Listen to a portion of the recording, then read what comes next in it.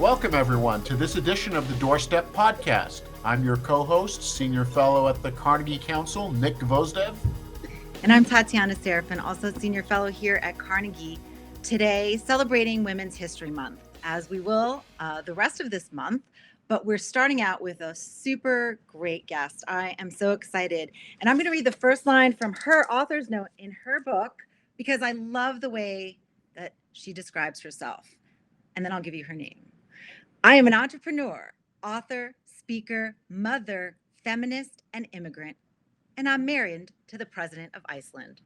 First Lady Eliza Reid joins us today to talk about her book, Secrets of the Sprakar, Iceland's Extraordinary Women and How They Are Changing the World, but really to tell us about what the U.S. can do better, what policies, what cultural shifts we need to get to greater gender parity here. So looking forward to Eliza joining us right now. Thank you so much for joining us today, Eliza. I am so excited to have you here during Women's History Month. We've been talking a lot about International Women's Day, women's rights, gender equality, and who better to talk about that than you? And you are here on your book tour, Secrets of Sprakar, Iceland's Extraordinary Women and How They Are Changing the World. Thank you so much for this book, for joining us today. And I want to kind of get right into it with a quote from the book. It's beautifully written. This isn't a book talk. I know we do Carnegie Council book talks, but this is a great read on so many levels, and I'll go into it. So many questions. My head exploded, but here we go. The people of Iceland are changing the world by bringing gender equality within reach. But the secrets to doing so, and even trying to achieve it one day, an important if utopian target, are in the open domain. To translate an Icelandic idiom verbatim, they lie in the eyes upstairs. They are actually obvious, in plain sight for all of us to see if we take the time to look, to understand their significance and how we can use them to press forward step by step. I mean, hello, they're all here for the eyes to see. And one of the things that I thought really puts it in perspective, brings it home here to us at the Doorstep, is this term, infrastructure for families. We talk about green infrastructure, with infrastructure spending, infrastructure for families, I think, is one of the best ways ever I've heard this argument for gender equality and how we can achieve it. But can you walk us through, first of all, the genesis of the book, and second of all, the idea of infrastructure for families? Because I do think that this is one of the ways that we can really bring it home to our audience here and around the world. Well, thanks for that. And thanks for having me on the show. I have to give credit where credit is due. And the phrase infrastructure for families, I at least initially heard Senator Elizabeth Warren use in speeches in the US. I think it's always important, especially with women, that we credit women with the other phrases and what they use. But it's exactly as you say. I really like that phrase because it implies something that is vital to our societies overall, and something that is improvable, arguably even fixable, and vital to us. So what does infrastructure for families mean? In Iceland, that means government paid parental leave policies for both parents, colloquially called a use it or lose it scheme, which means that one parent gets a certain number of months, about 5 months, if I recall correctly now. We're always expanding it and changing it. That second parent gets the same amount of time, and then there's a third chunk of time that they can split between them. The idea being that, for example, in a heterosexual partnership with a father and a mother, the father has to take his leave or nobody gets it. The idea being that both encourages enables people to go back to work sooner, but also encourages fathers to get involved with their children's upbringing. And then after that parental leave policy is finished, then there's heavily subsidized high quality childcare. Not at all compulsory, but a large majority of children go through the childcare system. And then there's additional subsidies that are provided for single parents, for students, people with disabilities, even siblings. So my husband and I, for example, had 4 children together in just under 6 years in a short period of time. And we had very extensive discounts on the childcare options because we had so many kids who were in the system. So, that infrastructure for families is, I think, really important. But you also asked me about the genesis for the book, and at the risk of not wanting to take up all the time talking too much, in a nutshell, you can maybe hear from my accent that, I'm not originally from Iceland. I grew up in Canada. And so I see Iceland, my adopted homeland, where I've lived now for 20 years, a little bit differently, maybe. Maybe there's things that I see as very remarkable that perhaps people who are born in the country maybe take for granted. And because Iceland has topped the World Economic Forum's Global Gender Gap Index for 13 years, which colloquially means we're closest to closing the gender gap in the world, I wanted to sort of paint a portrait of my adopted homeland using that as the theme. So I really wanted to explore, what is it like to be a mother or an entrepreneur or a politician or a soccer player in, quote unquote, the world's best country for women. And I wanted to do that by speaking to regular people, regular women, not, Bjork, the singer, or our first female president or female prime minister, because I wanted the stories to be special and unique, teach people about Iceland, but also be relatable to all of us, so that we can all see that even though we may not all change the world in a massive way, we can all try to nudge things in the right direction, and that we all have an influence. I really like the way that you're putting it, because this directly speaks to our ethos here at the Doorstep, which is things matter. They matter to you in your everyday life, and your everyday life is connected also to bigger trends.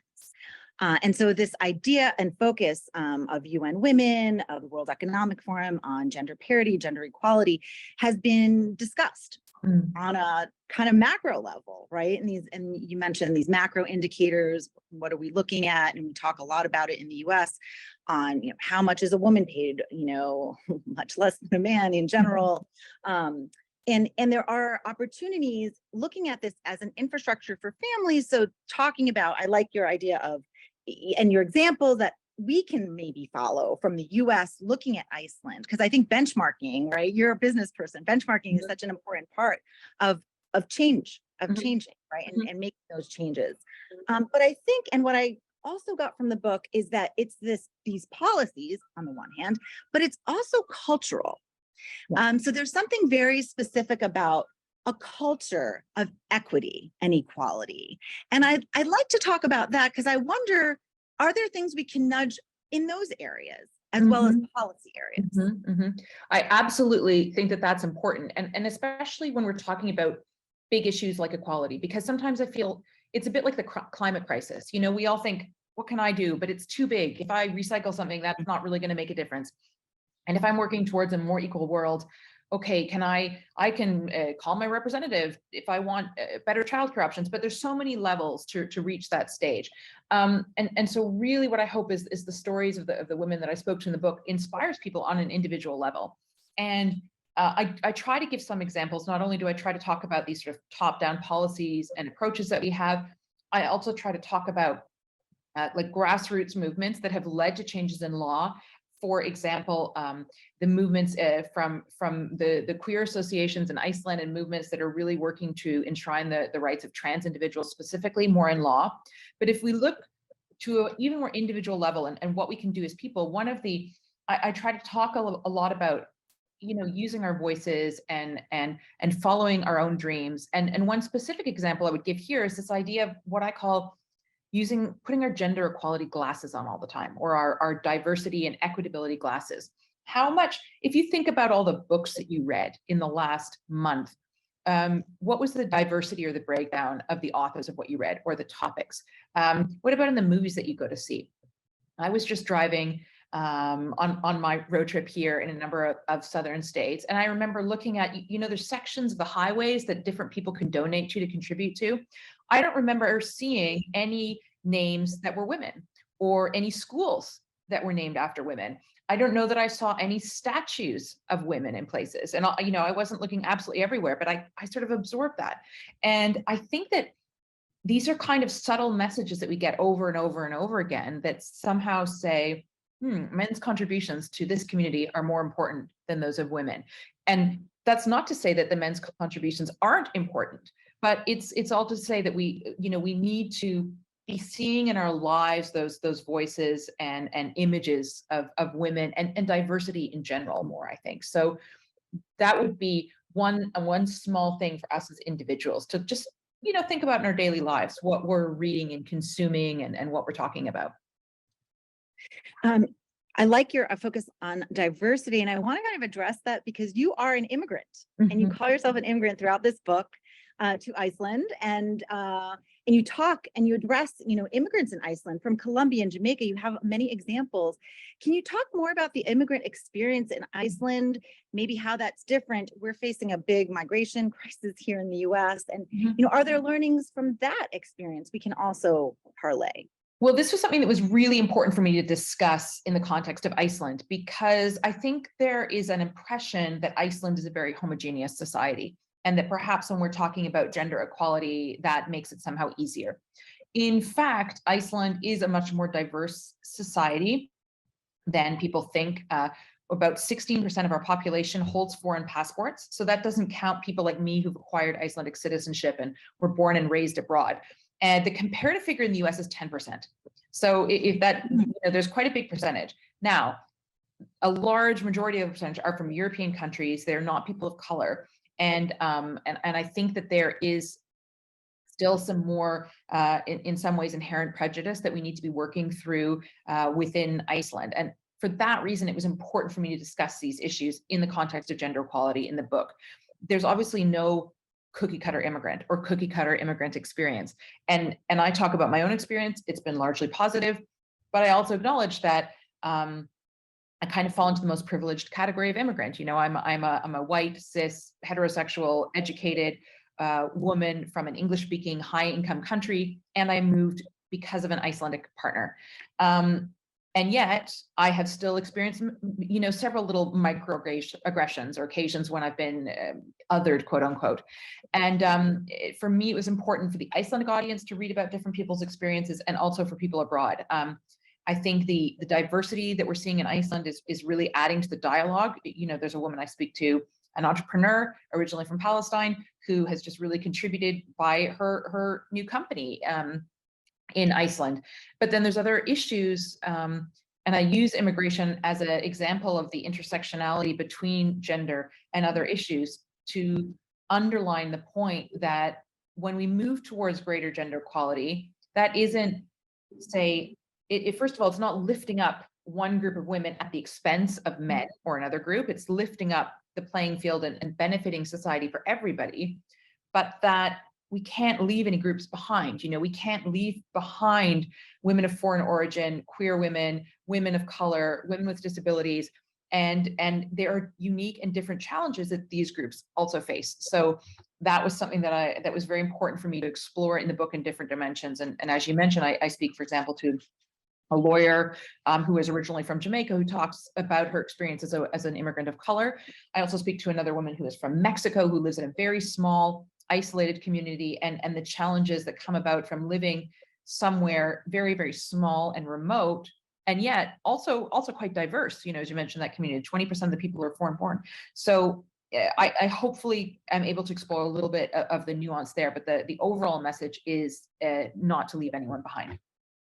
Yeah, I think in terms of looking at equality, that it is a fresh look at saying elevate all, not just focus on one group, because I do think we tend to maybe, get headlights and just talk about one topic without being expansive. And I think the wonderful part of your messaging is that it is a holistic approach to, both policy and culture across groups, a lot of intersectionality, but also, and I think you're very frank with this, that it's not perfect in Iceland. And I want to bring that up because you were very honest about, yes, there's, quotas and there may be more women on boards, but we still don't have enough CEOs or, and women do tend to go into certain fields and not others. And I find that messaging, I think, needs to get out there too, because you mentioned how maybe people think Iceland is more homogenous than it is.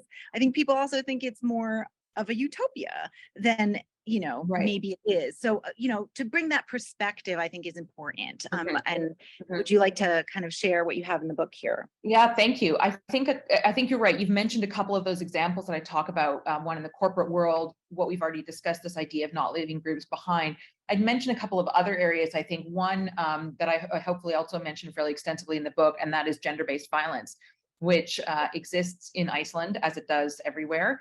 And we need to eradicate this if we are going to work towards equality. I also talk about this idea there that Iceland is part of the sort of Nordic paradox, as we call it, which means that there are actually, in real terms, somewhat higher reported rates of gender-based violence than we see in other countries, which is a little bit counterintuitive and needs to be examined further. But we hope that it is because there's perhaps less stigma about reporting it, a broader definition of what it constitutes, more trust in the law enforcement, and yet these are still these high reported cases. And if you speak to any woman who is a survivor of sexual assault or gender-based violence, she's going to be one of the first people to tell you that Iceland is absolutely not a gender paradise. There's very low rates of convictions of these situations. And the example of the woman, Rose, who I speak to in my book, who said that was actually the push towards equality actually hindered her in some situations when she was fighting for sole custody of her children. So that's a big area. Another area that it falls really a little bit outside the scope of this book, but I think it's important to address, is this idea of our definitions of masculinity and toxic masculinity, because, gender equality isn't a women's issue. It's not just for women. And one of the benefits of that, as we see in Iceland, is when fathers take parental leave, for example, and have a closer relationship with their children, there's lower divorce rates as a result of that, et cetera. But conversely, as we get to more equality, I think, many of us are taught now, we teach our daughters they can do anything, and they're very strong and independent women, and they can do all this. But somehow our definition of what a quote unquote real man is hasn't shifted all that much. And I think we really ought to be a bit more expansive in our societal acceptability of masculinity. And I think that it leaves and isolates a lot of, especially young men and adolescent boys, that somehow don't feel like they find their niche within this narrow structure right now. And I think that can potentially be dangerous going forward, and something that we ought to also be discussing when it comes to issues of achieving gender equality. Looking in Iceland, there's very high rates of suicide amongst young men. 1/3 of students at the University of Iceland are men now. So we also need to be looking at these issues. Nick, do you have something? Because I'm going to jump in. I know that you have so much. I was really struck, and I appreciate the point about how that this needs to be holistic, because the point you raised about use or lose parental leave. We've seen that in other countries you can pass and say parental leave is available, but without the use or lose pressure, maybe to put it that way, to encourage men to use it. Men don't take it because and this gets back to your question about images of masculinity. Men don't take it because it's seen as this is going to impact them negatively in the workforce. Yeah. They need to show that they're dedicated to their careers. This then has a negative impact on professional women, because professional women who need to take parental leave are penalized for it, and it creates a cycle. And one of the things that struck me about infrastructure for families, again, is that this is, as you said, it's not a women's issue. It is a societal issue, and it has to do with, as we see throughout the industrialized world, concerns with younger generations. We can't afford to start families.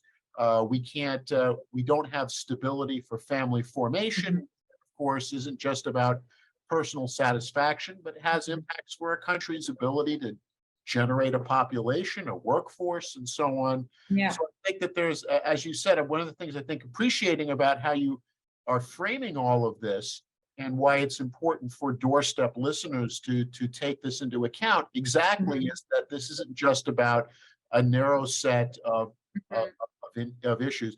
But I wanted to get to you further, this idea of scalability, or can things that Iceland has been doing be transferred? We saw a few years ago that there was this, again, getting to the Nordic question. I know that maybe Finland doesn't always see itself as a Nordic country, but there was this infatuation with the Finnish school system.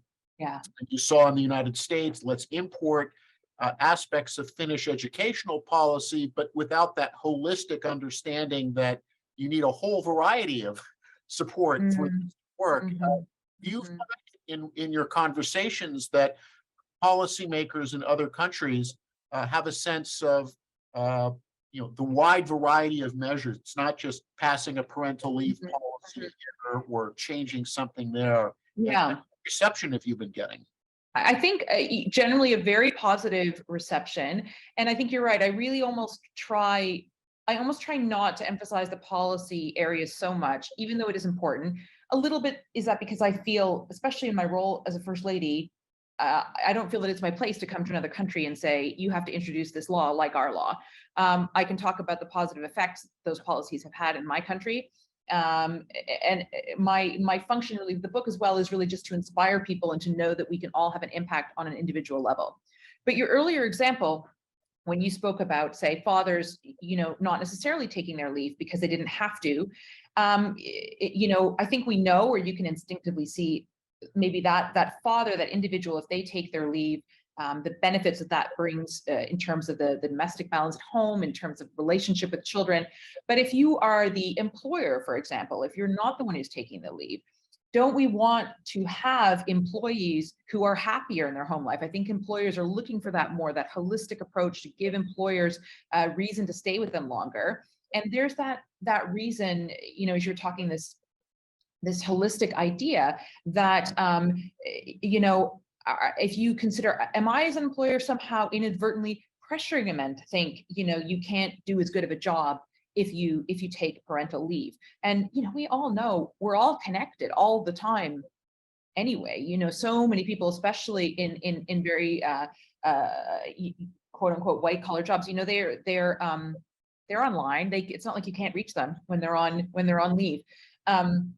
But that takes time to become the norm. And, you'll see that if you walk around Reykjavik, in the capital of Iceland, and you go to parks, it's not at all uncommon to see men pushing strollers or going to the park with kids or taking them to the swimming pool and doing activities with them. And it's that sort of normalization that we need. And we need people to, to kind of break that barrier. And those are also some of the women that I try to speak to in the book. They're not women who would define themselves as glass ceiling breakers or activists necessarily, but to me they are, because they are just doing, like the fishing captain that I spoke to. She said she didn't describe herself as a feminist or an activist. She just wanted to captain a fishing vessel. But she was the only woman in her class who graduated, and she caught the most fish the first day. And I think that is a great example, because she is not letting the sort of societal pressure tell her what to do. And the more we see that, the more we all learn that, that it's okay to do what it is we want to do. So I want to jump on that. I was going to ask before, is part of the societal change driven by a younger generation? I want to know if you see that. I didn't so much, it was a little bit outside the scope of the book, but I am always talking about Gen Z. It's my favorite. And so I wonder, I was trying to look at population and data from Iceland. I know you have the millennial population is a little bit bigger than the Gen Z population at the moment, but do you see a generational shift as well? And can that lead to faster change? And I'm thinking about that and faster change in particular, because I just read this sad quote from UN Secretary General that it's going to take 300 years for gender parity to be achieved worldwide. I don't know if you saw that quote, but it's like, what? Whoa. What? Yeah. I agree. I think we stand on the shoulders of those who have come before us, always the generations. And we need to give a lot of credit to older generations, from everybody from fighting for the right to vote to legal representation areas. In Iceland, we had, the first female president, political representation and all of this kind of thing. And I think we need to acknowledge that was that was concerted, difficult effort with a lot of sacrifice. And I think now that just needs to continue. We need to fight back against any kind of apathy. But we've again brought in the definition. Someone asked me in an event that I was at the other day and said, when I was young, I was very limited to my career options. And now young people aren't limited anymore, and effectively said, so isn't that kind of enough? And I sort of pushed back against that and said, well, now we're also, yes, I think many women in high income countries now feel like we can pursue more careers. But what about gender-based violence? What about women who, queer women and minorities and women with disabilities who still feel discriminated against in some way? So I think, what about the online community? We see all the threats, especially to young girls and to their self-esteem, and all the way that we see just downright misogyny online, really trying to silence women's voices. So, the battle continues, and I think we're just shifting, what it is that we are working towards. But certainly young people make me very optimistic. And, I have 4 children. My 3 oldest are all sons, and they also make me very optimistic. I wouldn't say that they're activists or that, but I think they will be good people and good men when they're older, and that the people that they are around, I feel that way about. I think that makes me optimistic for the future. I want to talk about the online idea, because part of also what I look at is that the global internet makes us feel like we are next door to each other, right? So I may never have been to Iceland, but I certainly feel like I've seen your glaciers. And before the holidays on Instagram, everybody was talking about how in Iceland, I don't even know if it's true because I didn't fact check this. As a journalist, please help me. Okay. Is it true that you give books to each other? Yes. For Christmas? Okay, so that is the truth. That was on Instagram probably 100 times a day, in my view at least. So I'm wondering, what your hope is for the online connections and how they can help promote, perhaps a quickening of infrastructure for families programming, or how can we connect via the internet more effectively and efficiently and in a positive way? Yeah, I mean, as you say, it is a double-edged sword. I think there's a lot of concern in terms of self-esteem, especially for women, and kind of pressure for different things. But it does shrink the world a little bit as well, which is excellent. It enables us to communicate in other ways. We also see the Nordics are leading. I haven't read it in great detail, but I guess it was last week at the Commission for the Status of Women in New York, Iceland's prime minister was in attendance, along with another delegation, to talk exactly about new policies that the Nordic countries are leading against digital violence against women. And this is a whole other area that we need to start creating legislation around, so that a gender-based violence online can also be prosecuted. But I think what often happens in the online community like this is that we end up silencing women's voices. People share a post, make a comment online, and I have a number of female friends who are journalists abroad, and it's just like a deluge of misogyny, hate in different ways than male journalists face. And they, not to say that they don't also face attacks, but it's somehow threats of rape and murder and violence. It's very different. And I have such respect for women who keep doing that and don't let their voices be silent. But maybe we all need to somehow speak up. And I know in my book, where I spoke about this idea of the online community, a sort of Instagram influencer who I spoke with, and she said, when I got threats, every single time I got an actual threat, I reported it to the police. And not necessarily that things didn't always come about, but just so they have records of it and they have a number of it, and they can find people. Because often it's, her situation, she spoke about a death threat that she received that was a high school kid who kind of didn't realize what they were doing, or didn't realize what they were saying, and they were absolutely, able to go and speak to them.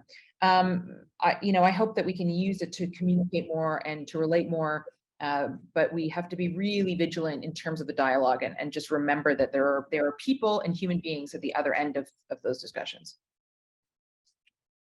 I want to ask you now, these are my 2 favorite questions. So, I saw that you already half answered it in the appendix for further reading, because I always ask about the media. And since we're, online, you mentioned journalists, you are a journalist yourself.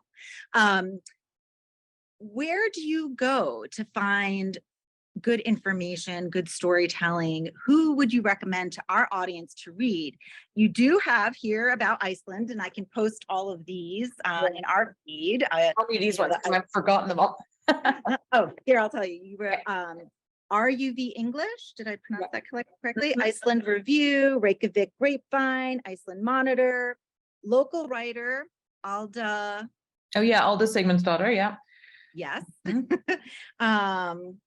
Anybody else? Not only about Iceland, but in general, that where do you feel good information is? That's all Iceland news to sort of stay updated that's provided in English. That's pretty much all of the Iceland news sources in English.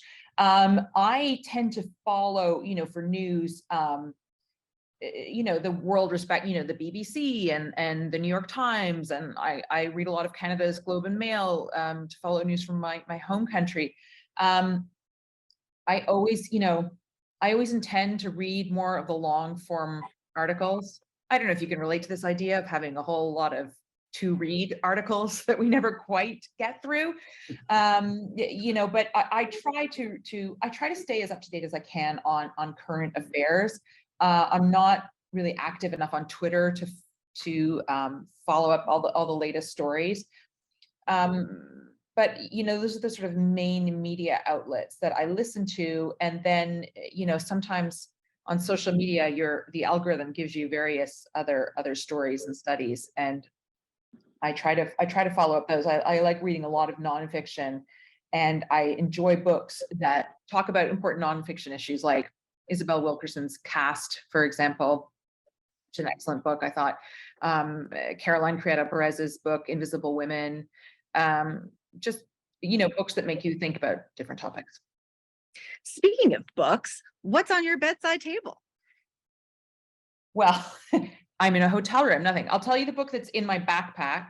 And you can tell me this. I've always wondered, when people do books, do they actually tell you like a book that they think is the actual answer, or what's actually on the bedside table? And I'm going to tell you the book that I'm actually reading right now. It's called The Nine. And I bought it a week ago at an airport in Stockholm. And it is about 9 women who were primarily members of the French resistance during the Second World War, and were captured very near the end of the war and sent to concentration camps, and escaped in the death marches that took place as the Americans and the Soviets were approaching Berlin. And it's their stories. So that's what's in my backpack, what I'm reading right now. And I just downloaded, I'm really into audiobooks. So I just listened to an audiobook called Oscar Wars, which is all about the new Oscars, new book by a New Yorker staff writer. And I got a new book recommended to me by the American ambassador to Iceland, which is, I haven't started yet. It's about NATO and the United States and relationships with Russia. So just a little light listening right now in the evenings. Yeah, very light listening. Yeah. Thank you so much for the recommendations. Our audience thanks you too. And thank you so much for your time today. Thank you. Thanks for having me on the podcast. Thanks for listening to The Doorstep, sponsored by the Carnegie Council for Ethics in International Affairs. For more, visit carnegiecouncil.org. Stay healthy and safe.